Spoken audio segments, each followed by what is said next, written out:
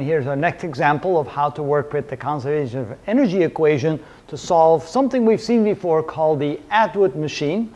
Of course, the Atwood machine is a kind of an interesting name for just a simple pulley, but imagine that we have a pulley attached to the ceiling, and maybe I'll draw the ceiling like that, and we have a mass of 8 kilograms hanging on a string going over the pulley to the other side that has a mass of 2 kilograms attached to the other end.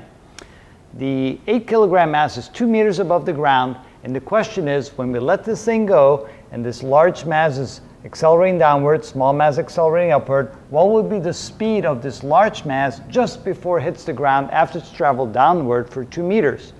A problem like that is just ideal for the equation where we can say that energy initial equals energy final, which means that any work input plus any initial potential energy the system had plus any initial kinetic energy the system had is equal to the final potential energy plus the final kinetic energy plus any energy we might have lost due to overcoming resistance or friction or anything like that. Okay, so now we have to decide which of those we don't have. So is there any work being put in while the pulley is moving and while the mass are moving? The answer is no, so that means this is 0. What is the initial potential energy? Well, that is provided for by the large mass, M2, being in this position starting out. So we can say that we have, that would be M2G times H, H of course being the 2 meters. Kinetic energy, well, initially it's starting from rest, so that would be 0.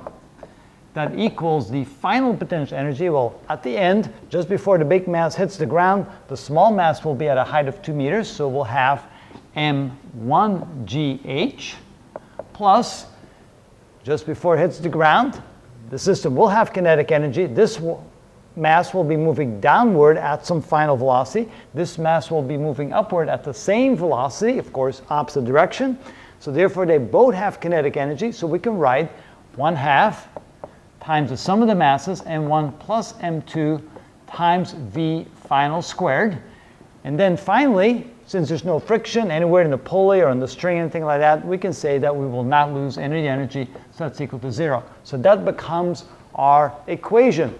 That's the one we have to solve for V final. So what we have to do now is move this term over to the left side. So we have M2GH minus M1GH is equal to 1/2 times M1 plus M2 times V final squared.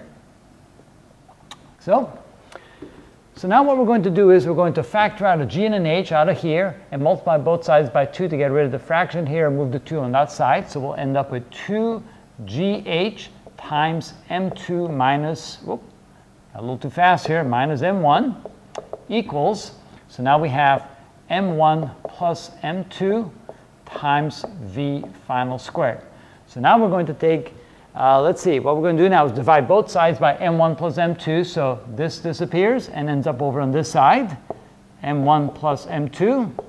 And then finally, we'll turn the equation around, makes it a little bit easier to look at. So we have V final squared is equal to 2GH times M2 minus M1 divided by M1 plus M2. And then finally, we need to take the square root of both sides, which means that V final will be equal to the square root of 2GH times M2 minus M1 divided by, and I'm going to write it like that, M2 plus M1. So reversing the M1, M2 right there. That's a 2. All right. Now, what's interesting here is, let's say that we just simply dropped an object from this height. What will be the speed when it reaches the ground? It would simply be, V final would be the square root of just 2GH. But since there's a pulley, there's a string attached to that, it goes over a pulley attached to another mass, and of course, they're accelerating like this, we realize that this will not be falling down at the free fall rate, and so therefore there's an adjusting factor that's determined by the other term right there. All right, so now let's plug in the numbers and see what we get. So this is equal to the square root of 2 times 9.8 times H was 2 meters. And we're going to multiply that times M2 minus M1, which would be 8 minus 2, divided by M2 plus M1, which is 8 plus 2. So let's see what we get when we calculate that. So we have 2 times 9.8 times 2 times 6, and divide that by 10, and then take the square root, and we get 4.85.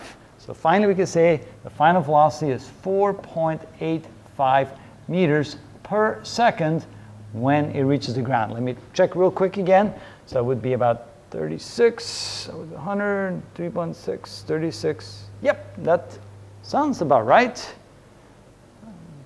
roughly speaking. All right, so that's how we work with the Atwood machine, or simply stated, that's how we work with a pulley system where I have a mass on each side and want to know what the final velocity is when the heavy object reaches the ground. And that's how you do that problem.